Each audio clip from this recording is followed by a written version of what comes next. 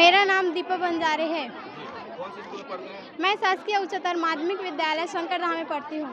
अभी सब स्कूल के बाहर क्या प्रदर्शन कर रहे हैं, क्यों कर रहे हैं? हम शिक्षा की मांग के लिए तालाबंदी का प्रदर्शन कर रहे हैं, क्योंकि हमारे विगत सालों से हमारे स्कूल में शिक्षा की कमी है।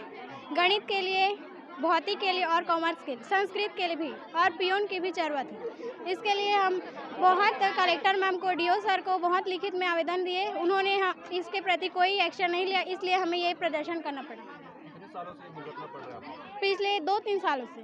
3 सालों से संस्कृत के टीचर नहीं हैं और इस साल भौतिक विज्ञान के नहीं हैं और कॉमर्स के लिए 2 साल के। कितने की संख्या होगी छात्र छात्राओं की? यहाँ लगभग 250-250 तक की है। 250-300 तक। तो अभी 1 घंटा हो गया और अब जब तक हमारी मांगे पूरी नहीं होगी तब तक हम ये धरना लागू करेंगे।